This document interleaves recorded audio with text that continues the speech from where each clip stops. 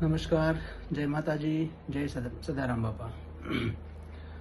મિત્રો, આપ કદાચ સમજી ગયા છો કે હું જ્યારે લાઈવ થયો છું ત્યારે કંઈક ને કંઈક સમાજ હિતની વાત લઈને જ આવું છું. અત્યારે મુદ્દો જેમ બહુ સેન્સિટિવ સમજો કે તે અત્યારે છે ઓબીસી વર્ગીકરણવાળો મુદ્દો, જેના માટે ઘણા બધા લોકો ખૂબ સતત મહેનત કરી રહ્યા છે, પ્રયત્ન કરી રહ્યા છે.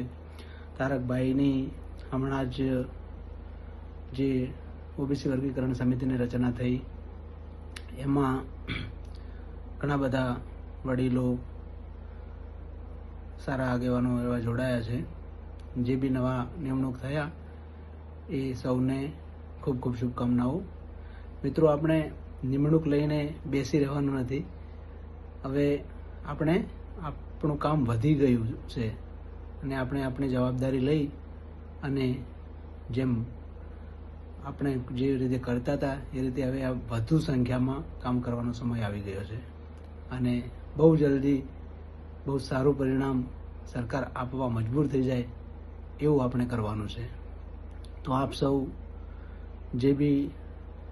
જેમાં પણ નિમણૂક થયા છે, હોદ્દાની કે એવી કોઈ પરવા કર્યા વગર આપણે સમાજ હિત માટે નીકળી પડવાનું છે.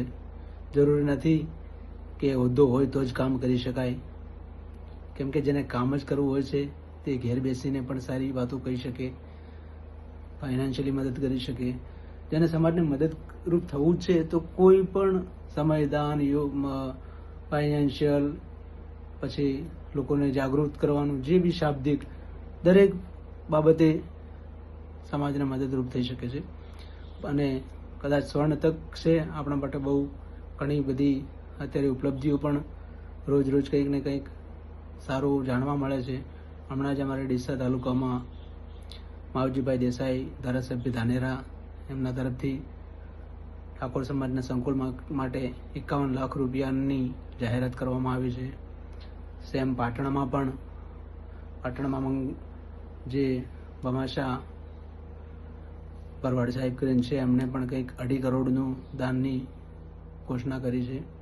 તો શિક્ષણ સંકુલો અને શૈક્ષણિક જે સંસ્થાઓ ચાલે છે, લાઇબ્રેરી વગેરે, એમાં તો આપણે હવે ચલો કે થોડુંક તો પ્લસ થયું છે, પણ હવે મૂળ પાયો જે છે એ પાયો છે ઓબીસી વર્ગીકરણ, અને એના સિવાય ઉદ્ધાર થવાનો નથી. કેમ કે આપણે પ્લેટફોર્મ તો આપીએ છીએ ભણવાનું, એમને પુસ્તકો પણ પૂરા પાડીએ છીએ, ફેકલ્ટી પણ પૂરા પાડીએ છીએ, પણ આપણે અટકાઈએ છીએ માત્ર રિઝલ્ટમાં, પરિણામ સખત મહેનત કરવા છતાંય નિરાશાજનક આવે છે. દર પરિણામમાં 1-2 છોકરા આપણા એવા હોય છે. દરેક તાલુકાની વાત કરું, દરેક ગામની વાત કરીએ, અને ગુજરાતમાં તો પછી આપ સમજી શકો છો કેટલી બહોળી સંખ્યામાં આપણને અને ઓબીસી સમાજને અન્યાય થઈ રહ્યો છે. તો હવે સમય આવી ગયો છે કે પડકાર આપવાનો અને જલ્દી જન જાગૃતિમાંથી જન આંદોલન સુધી જવાનો હવે સમય આવી ગયો છે. તો તમામ મિત્રો, આગેવાનો, વડીલો, વિદ્યાર્થીઓ, ભાઈઓ, બહેનો, આપ સૌને મારી વિનંતી છે કે આપ સૌ આ એક સમાજ ઉદ્ધારના કાર્યમાં સહભાગી બનો અને જલ્દી સમાજને અને આપ સૌને ન્યાય મળે એવી આશા સાથે રસિકજી ઠાકોરના રામ રામ, જય માતાજી.